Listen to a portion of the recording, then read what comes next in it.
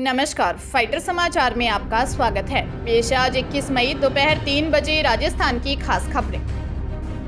प्रदेश के सभी जिलों में लवकुश वाटिकाएं विकसित की जाएंगी। मुख्यमंत्री अशोक गहलोत ने वाटिकाओं के लिए 66 करोड़ रुपए की स्वीकृति दी है। इससे इको टूरिज्म को बढ़ावा मिलेगा। गहलोत के निर्णय से इन वाटिकाओं में वन एवं वन्य जीवों से संबंधित मॉडल स्थापित होंगे, जिनसे बच्चों को पर्यावरण व वन्य जीव संरक्षण की शिक्षा मिल सके। यहाँ इको ट्रेल पथों का निर्माण और प्रदर्शनी के लिए जगह बनेगी।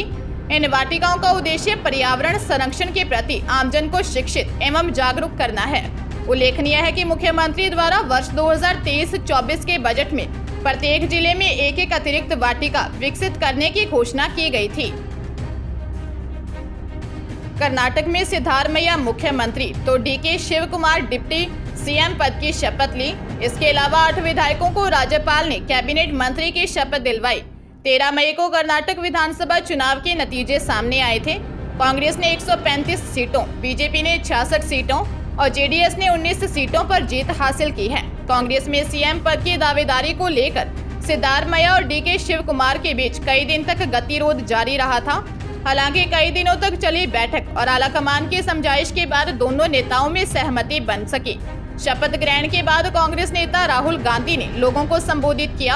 इस दौरान उन्होंने कहा, नफरत को मिटाया, मोहब्बत जीती। उन्होंने कहा कि बीजेपी के पास पैसा, पुलिस और सब कुछ था, लेकिन कर्नाटक की जनता ने उनकी सारी शक्तियों को हरा दिया। जयपुर में एक चोर के कॉलेज छात्रा से रेप करने का मामला सामने आया है। रात के समय घर में चोरी करने की नियत से बदमाश घुसा था। छात्रा की नींद खुलने पर गला और मुंह दबा दिया। बेहोशी की हालत में उसके साथ दरिंदगी की। फट्टाबस्ती थाने में 21 साल की युवती ने दर्ज रिपोर्ट में बताया कि वह परिवार के साथ रहती है। परिवार के सदस्य शादी में शामिल होने गए थे। तबीयत खराब होने के कारण वह नहीं गई। देर रात चोरी की नियत से एक लड़का घर के अंदर घुस गया। आवाज सुनकर उसकी नींद खुली तो चोर ने उसे पकड़ लिया। एक हाथ से उसका मुंह बंद कर दिया और एक हाथ से गला दबाया, जिससे वह बेहोश हो गई। बेहोशी की हालत में चोर ने उसके साथ रेप किया। हल्का होश में आने पर वह लड़का जयदीप उर्फ विपिन होने का पता चला।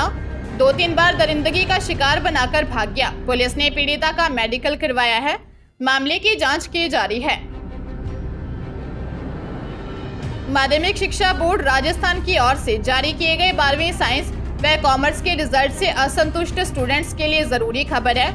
ऐसे स्टूडेंट्स एग्जाम आंसर बुक की समीक्षा एवं स्कैन फोटोकॉपी ऑनलाइन प्राप्त करने के लिए आवेदन कर सकते हैं। बोर्ड ने 12वीं साइंस व कॉमर्स का रिजल्ट 18 मई की रात 8 बजे जारी किया और समीक्षा एवं उत्तर पुस्तिका की स्कैन फोटो प्रति प्राप्त करने के लिए बिना विलंब शुल्क 28 मई व विलंब शुल्क सहित 2 जून तक ई-मित्र एवं स्वयं के स्तर पर ऑनलाइन आवेदन कर सकते हैं। बोर्ड सचिव मेघना चौधरी के अनुसार विस्तृत जानकारी, नियम, निर्देश, शर्तें व आवेदन पत्र प्रारूप, प्रोसेस आदि बोर्ड की ऑफिशियल वेबसाइट और 19 मई को अपलोड किए गए विज्ञापन में देख सकते हैं।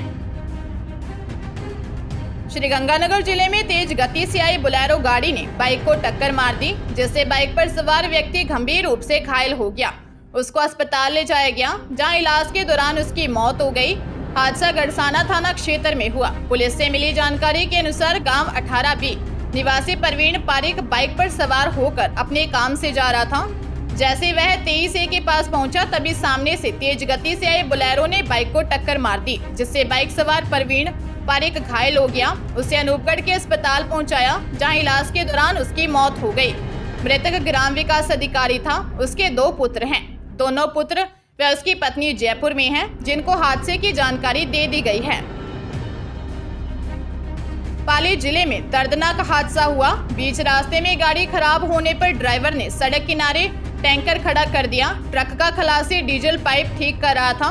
पीछे से तेज रफ्तार से आ रहे ट्रेलर ने खलासी को अपनी चपेट में ले लिया, जिससे मौके पर ही उसकी मौत हो गई।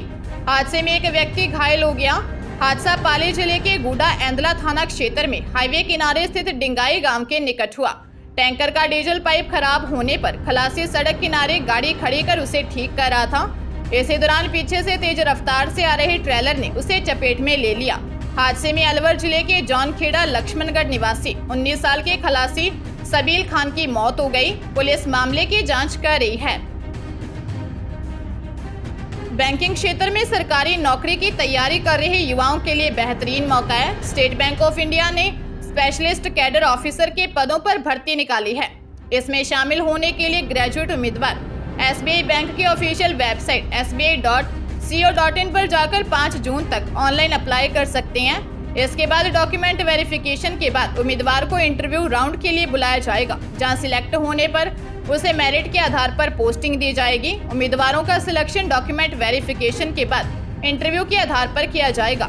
SBI में निकली वैकेंसीज में 18 से लेकर 42 साल तक की उम्र के उम्मीदवार आवेदन कर सकते हैं।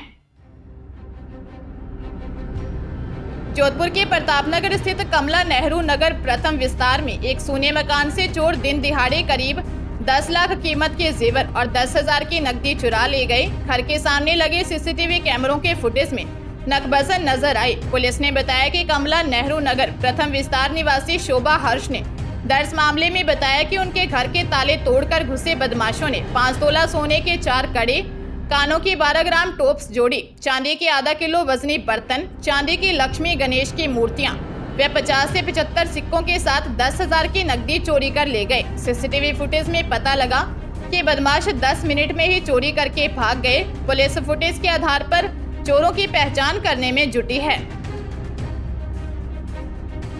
प्रदेश के स्कूलों में अब प्रवेश डिजिटल होंगे, जिसकी कवायद शिक्षा विभाग ने शुरू कर दी है और तैयारियां भी लगभग पूरी कर ली हैं। सरकारी स्कूलों में इस साल शुरू होने वाला प्रवेशोत्सव कार्यक्रम पूरी तरह से डिजिटल होगा। प्राथमिक माध्यमिक शिक्षा निदेशक गौरव अग्रवाल ने कहा कि ऐसा करने वाला राजस्थान देश का पहला राज्य बनने जा रहा है, जहां प्रवेश प्रक्रिया पूरी तरह डिजिटल होगी। इसके तहत घर घर जाकर किया जाने वाला सर्वे भी पूरी तरह से डिजिटल होगा। अग्रवाल ने कहा कि विभाग का बहुत ही स्पष्ट उद्देश्य है कि जो भी बच्चे आउट ऑफ स्कूल या फिर ड्रॉप आउट हैं, उन्हें सभी को स्कूल में दाखिला दिलवाना है। इसमें सैचुरेशन मोड में काम किया जाएगा।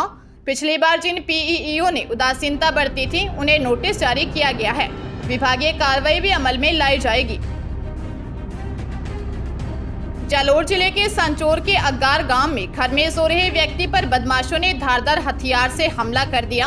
घटना के बाद घायल को परिजन सरकारी अस्पताल लेकर गए। प्राथमिक उपचार के बाद निजी अस्पताल लेकर आए, जहां उपचार के दौरान उसकी मौत हो गई। जानकारी के अनुसार अग्गार गांव निवासी मासिंगाराम चौधरी घर में सो रहा था। इसी दौरान बाइक पर आए 2 युवकों ने हथियारों से उस पर हमला बोल दिया और घायल कर भाग गए। सूचना पर संचोर पुलिस पहुंची। पूरे मामले को लेकर संचोर पुलिस जांच में जुटी हुई है। जांच के बाद ही पूरे मामले का खुलासा हो पाएगा कि ये हत्या किस कारण से की गई है। मामला आपसी रंजिश का बताया जा रहा है। मृतक मासिंगाराम चौधरी हत्या का आरोपी था। 2012 में मृतक मासिंगाराम ने भगवानाराम चौधरी की उसकी पत्नी के साथ मिलकर हत्या कर दी थी।